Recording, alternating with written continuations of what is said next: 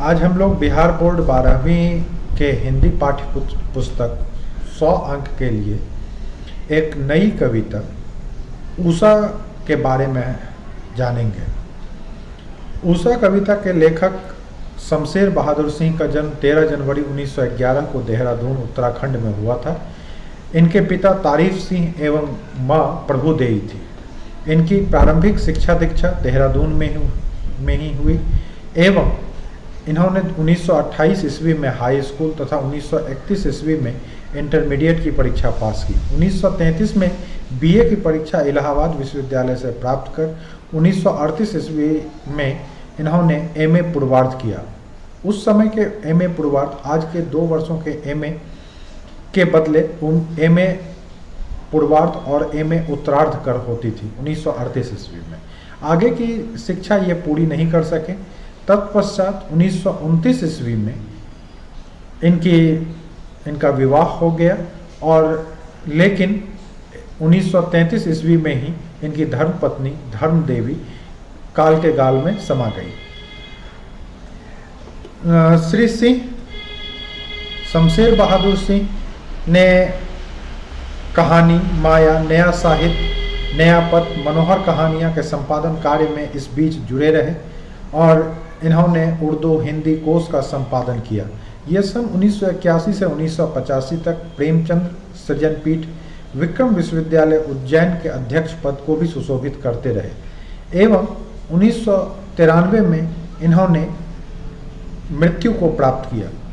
इनकी रचनाएं 1932-33 से लेखन कार्य के रूप में शुरू हुई जो 1951 ईस्वी के आसपास प्रकाशित हुई। इनकी जो प्रमुख रचनाएं थी उसमें दूसरा सप्तक 1951 ईस्वी में, कुछ कविताएं 1959 में, कुछ और कविताएं 1961 में, चुका भी नहीं हूँ मैं 1975 ईस्वी में, इतने पास अपने 1980 में, उदिता 1980, बात बोलेगी 1981, काल तुझसे होड़ है मेरी 1982, टूटी हुई बिखरी हुई कहीं बहुत दूर से सुन रहा हूँ, सुकून की तलाश गज़लें। इसके अलावे इन्होंने डायरी और विविध प्रकार की निबंध और आलोचनाएं भी लिखी। परीक्षा के दरमियान सबसे अधिक जो पूछा जाने वाला प्रश्न होता है उसमें कविता का सारांश होता है जो अक्सर 4 से 5 अंकों में पूछा जाता है। तो उषा कविता के सारांश को हम लोग इस रूप में लिखेंगे कि शमशेर बहादुर सिंह द्वारा रचित कविता उषा में प्रातःकाल के प्राकृतिक सौंदर्य का गतिशील चित्रण बिंबों के द्वारा प्रस्तुत किया गया है। इस कविता में जो सबसे महत्वपूर्ण चीज़ है वह यह कि सुबह की बेला में जो सूर्य जब प्रकाशमान होते हैं तो उस समय का आकाश किस प्रकार का होता है, इसी का एक चित्रण किया गया है। यह चित्रण एक प्रभाववादी चित्रकार की तरह किया गया है। प्रभाववादी चित्रकार वस्तु या दृश्य के मन और संवेदना पर पड़े प्रभावों पर उनकी विशिष्ट रंग रेखाओं के सहारे चित्रित करता है। उषा कविता में कवि ने प्रातःकालीन आकाश की पवित्रता, निर्मलता, उज्ज्वलता और विभिन्न उपमाओं से तुलना या समता की है। आप देखेंगे खास करके कि सुबह के समय में जब सूर्योदय का समय होता है उस समय आकाश की पवित्रता देखते ही बनती है। प्रातःकालीन नीले आकाश को शंख जैसा बताया गया है। सूर्य के पहले की लालिमा के प्रभाव से आकाश ऐसा लग रहा है जैसे किसी ने काली सिल को केसर से धो दिया और काली स्लेट पर लाल खड़िया मल दी हो, या नीचे नीले जल में किसी उज्ज्वल गोरी देह हिल रही हो। किंतु सूर्योदय हो जाने से उषा सुंदरी का वह जादू धीरे धीरे कम होता जाता है। अब कभी कभी प्रश्न पूछने के दरमियान ऐसा भी देखा गया है कि कविता के कुछ पंक्ति को लेकर और उसका भी उसकी व्याख्या करने के लिए दी जाती है। तो हमने इस कविता के पंक्तियों को लेकर उसका व्याख्या भी प्रस्तुत की है। जैसे कविता का जो पहले चंद लाइन है, प्रातः नभ था बहुत नीला, शंख जैसे भोर का नभ। भोर का अर्थ होता है सुबह और नभ का अर्थ आकाश। राख से लीपा हुआ चौका अभी गीला पड़ा है, बहुत काली सिल जरा से लाल केसर से जैसे धुल गई हो। स्लेट पर या लाल खड़िया चाक मल दी हो किसी ने। अब जैसे इस लाइन का व्याख्या पूछा जाएगा तो प्रस्तुत काव्यांश सिद्ध प्रयोगवादी कवि शमशेर सिंह द्वारा रचित कविता उषा से अवतरित है। इसमें कवि सूर्योदय से ठीक पहले के प्राकृतिक सौंदर्य का चित्र उकेरता है। इसमें पल पल परिवर्तित होती प्रकृति का शब्द चित्र है। इस काव्यांश में कवि ने भोर के वातावरण, भोर का अर्थ सुबह, वातावरण का सजीव चित्रण किया है। प्रातःकालीन आकाश गहरा नीला प्रतीत होता है, वह शंख के समान पवित्र और उज्जवल है। भोर सूर्योदय के समय आकाश में हल्की लालिमा बिखर गई है। आकाश की लालिमा अभी पूरी तरह छट भी नहीं पाई है, पर सूर्योदय की लालिमा फूट पड़ना चाह रही है। आप देखेंगे सुबह के समय में जो हल्की बादल लगी हुई होती है, उससे लगेगा कि उसे बीचों बीच चीर कर सूर्य अपनी रोशनी को पूरे पृथ्वी पर बिखेरना चाह रहा है। आसमान के वातावरण में नमी दिखाई दे रही है, वह राख में लिपा हुआ गीला चौड़ा चौका सा लग रहा है। इससे उसकी पवित्रता झलक रही है। भोर का दृश्य काले और लाल रंग के अनोखे मिश्रण से भर गया है। ऐसा लगता है कि गहरी काली सिल को केसर से अभी अभी धो दिया गया हो अथवा काली स्लेट पर लाल खड़िया मल दी गई हो। कवि ने सूर्योदय के पहले के आकाश को राख से लिपे चौके के समान इसलिए बताया है ताकि वह उसकी पवित्रता को अभिव्यक्त कर सके। आप देखेंगे घर में भी जितने भी त्यौहार और पर्व होते हैं तो चौके को लीपा जाता है ताकि उसकी पवित्रता बरकरार रहे। राख से लिपे चौके में कालापन और सफ़ेदी का मिश्रण होता है, जैसा कि हम सभी लोग जानते हैं, और सूर्योदय की लालिमा बिखेरने से पूर्व आकाश ऐसा प्रतीत होता है। गीला चौका पवित्रता को दर्शाता है कि अभी अभी तुरंत ही चौके को लिपा गया होगा। और इस काव्यांश में प्रकृति का मनोहारी चित्रण और ग्रामीण परिवेश को भी दर्शाया गया है।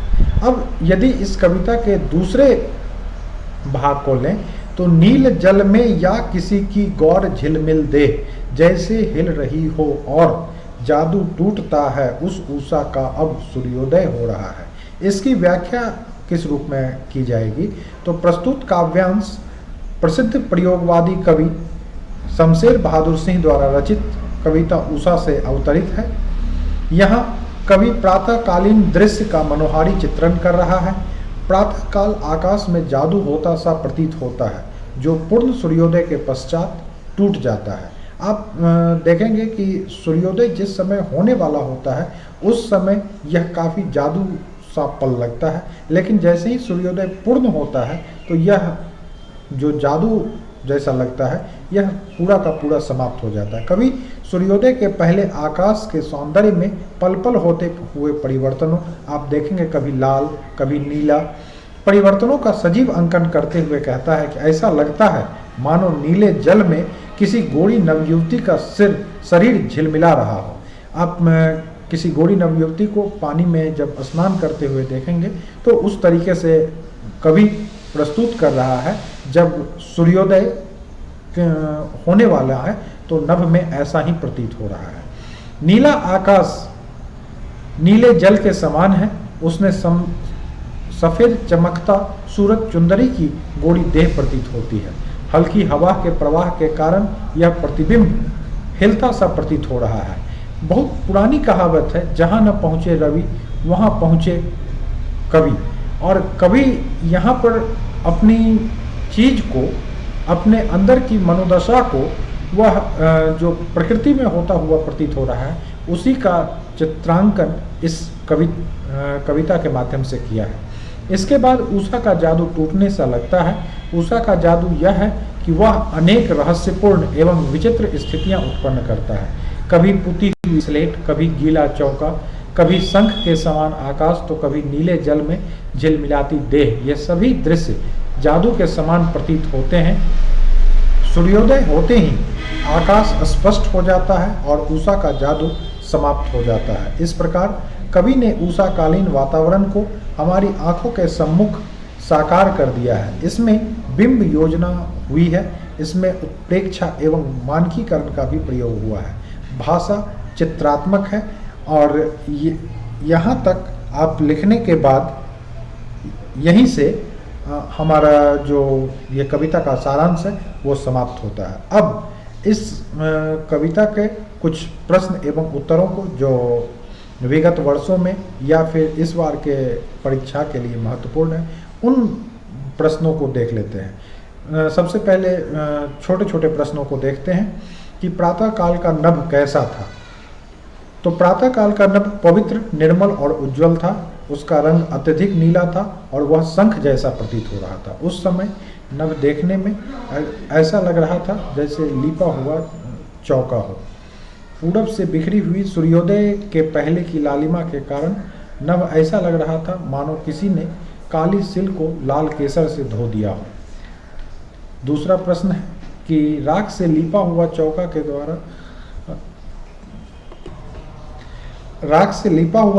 द्वारा कवि क्या कहना चाहता है। तो राख से लीपा हुआ चौका के माध्यम से कवि यह कहना चाहता है कि प्रातःकालीन नभ पवित्र एवं निर्मल है। जिस प्रकार लीपने के तुरंत बाद गीले चौके में किसी को इसलिए नहीं चलने फिरने दिया जाता है कि उसके चौके में पैरों के निशान पड़ जाएंगे।